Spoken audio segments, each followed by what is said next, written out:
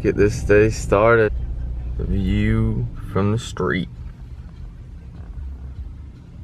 What's up, Rosary? Alrighty, morning sessions are done for today. It is about 11:25 right now. We're about to have some lunch, and today I'm gonna make some triple stack quesadilla burger. And I don't want to spoil the surprise for later on, but this is about to go in the oven, and I'm really excited. Is that a double-sided Pizookie? A protein Pizookie? Oh my gosh.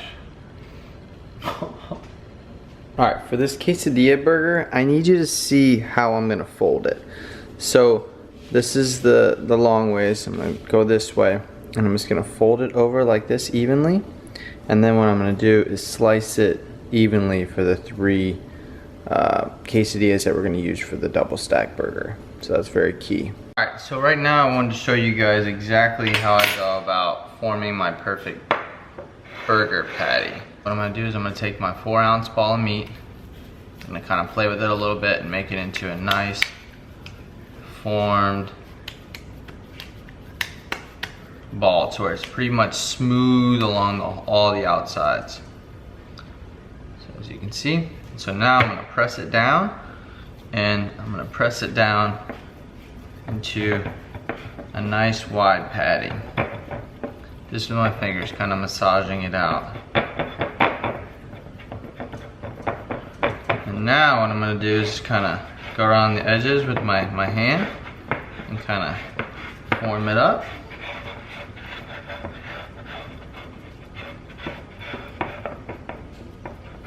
Now I take a knife, a butter knife, and I go around the edges while pressing down the middle.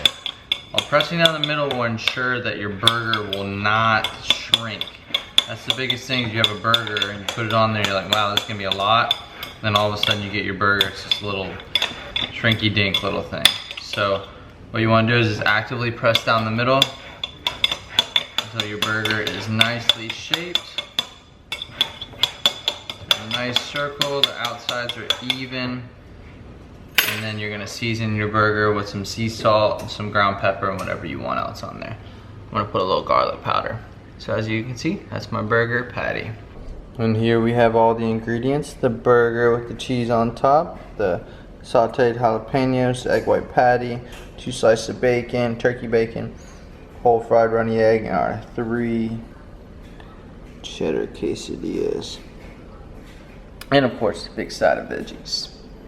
And we have liftoff in 3, 2, 1. Commence liftoff. Oh my gosh.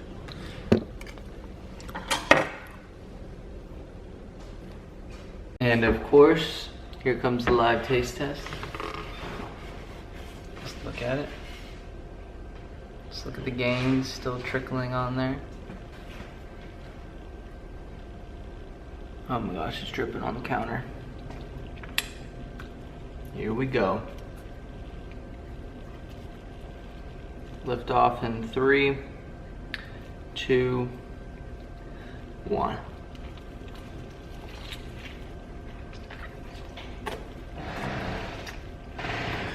Oh my gosh.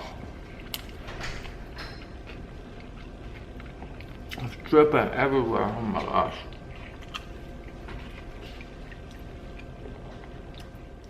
Nothing like a double-sided Pizookie. Sprinkled brownie, chocolate chip cookie, birthday cake, protein Pizookie. With that halo top chocolate on top, some cookie crisp cereal, and all the sprinkles for the gains. Just admire that.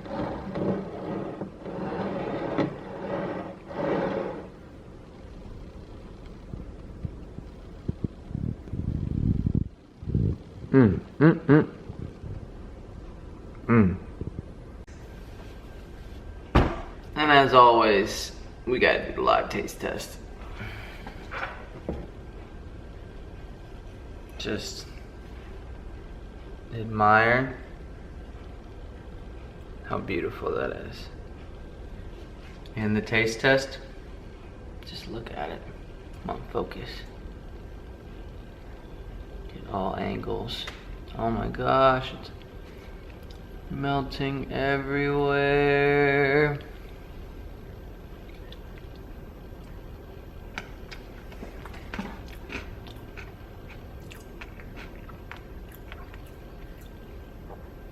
I mean, that feeling when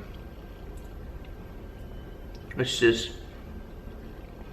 too good to be true. It tastes like the real freaking thing. Like, I gotta show you. Like, look in the inside right now.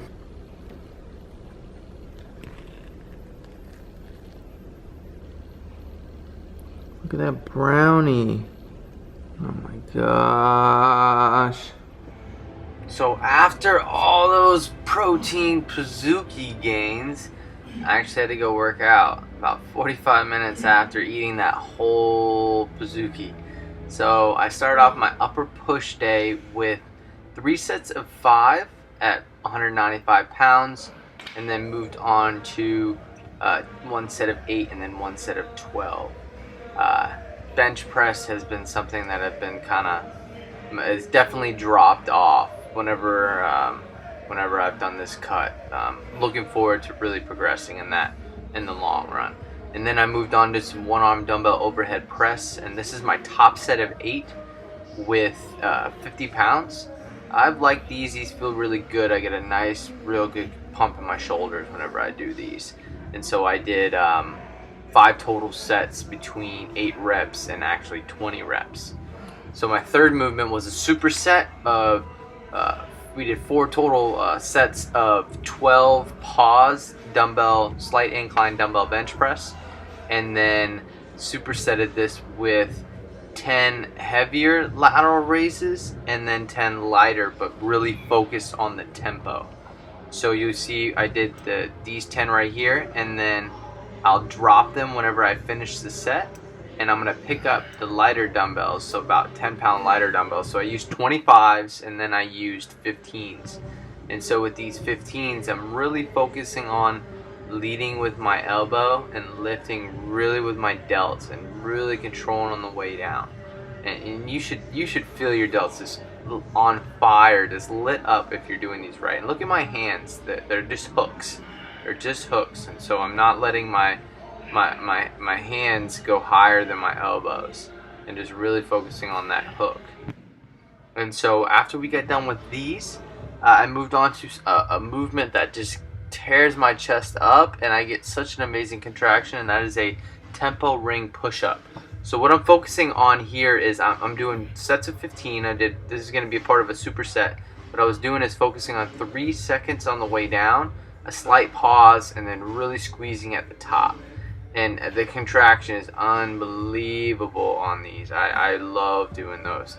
And I supersetted it with these straight bar cable upright rows. And so each of these I did 15 reps of each. And so you can see as the workout has gone on, I'm really focusing on tempo. I'm really focusing on feeling that mind-muscle connection, feeling my muscles work through these accessory movements. So I did 4 total sets of that superset. Now I moved on to 4 total sets of this next superset, of the first exercise being the straight bar cable French press.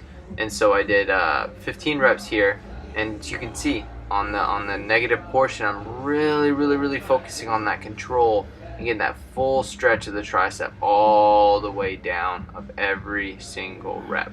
And then we supersetted this with some dumbbell front raises. So you can see I get a tiny bend in my elbows, and then I use my hands as hooks. I'm really trying to focus on using those front delts, just really isolating them and feeling them work. And you definitely should with these if you're using your hands as hooks. And so my last superset was 4 sets of 15 of each as well. A lot of volume today, and this is that free motion cable fly. Just really trying to feel that contraction at the top in my chest. I really feel those a lot, as you can see in my face. And I supersetted this with a straight bar cable push down. So 4 sets of 15 of each of that superset. Really, so you can see tempo here as well. Really trying to get that full stretch of the tricep and feel that muscle work. So that is the commentary, and we are about to move on with the video. Thank you so much for watching. All right, just did a taste test of this, the Project 7 Rainbow Ice, and it's actually like my 3rd piece having it. And I didn't want to do a review until I could figure out what the hell it tasted like. And do you remember those orange Tic Tacs? Like the fruity flavored ones? This tastes just like it. I remember I was eating it like, and I'm like, what is that flavor? I just couldn't figure it out. And then I was like, I'm not gonna do a review on something I can't figure out the flavor for. And then it hit me like a train. Orange Tic Tacs. Cheesy marinara sauce. And here we have tonight's salad gains. The usual with lettuce, green leaf lettuce, spinach, tomatoes, pan-fried zucchini, sauteed broccoli and peppers. And then we have tonight a cheesy marinara sauce as my dressing, and some of this, of course, Frank's Red Hot buffalo sauce. But just look at the, I don't know if you can see the warm contrast. So I keep the bottom layer cold, and then I heat up the top vegetables. So the sauteed vegetables, like the peppers and the sauteed broccoli on top, and so it creates that warm cold contrast. It's beautiful. Alright, so you might be wondering how the heck I make that cheesy marinara sauce. It's very simple. All I do is add 1/2 cup or 3/4 cup of this Hunt's marinara sauce. It's awesome. Macros are 40 calories, 1 gram of fat, 8 grams of carbs, 1 gram of protein per 1/2 cup. So you add this to a pan with 2 slices of fat-free cheese or whatever cheese you want, and then you just bring it to a boil and let it thicken a little bit, and then mix it up and use it as your sauce. And you can use any cheese, just like that my cheese sauce that I outlined in my previous video. So it's that simple. Tonight's icing of choice for our cherry flavored Jello bowl is that vanilla cheesecake chunk protein icing. Look how thick that is, and those little cheesecake chunks in there. And then what we're gonna use, that's an absolute game changer, is this sugar-free cherry pie filling. So per 85 grams, which is a good bit, there's only 35 calories, 8 grams of carbs, and no fat. And so you can look in there, see if I can get a good angle, the lighting. We got a bunch of fresh cherries and that filling in there, and that's gonna go on there. So as you can see, I have way too much fun with my food. I added those strawberries and those fresh blueberries and that cherry pie filling on top. Just look at, that's 1 serving right there. That's a lot of cherry pie filling. And the finishing touch, that Walden Farms chocolate sauce, that beautiful light and fluffy Cool Whip, and that beautiful cherry on top. Oh yeah. And the live taste test, as always. So let's look at all the gains. Get that up close and personal. I add a little bit of that strawberry sauce on top. And I ate the cherry. Oops. So let's get a good bite. There it is, baby. There it is. Oh, I just caught it.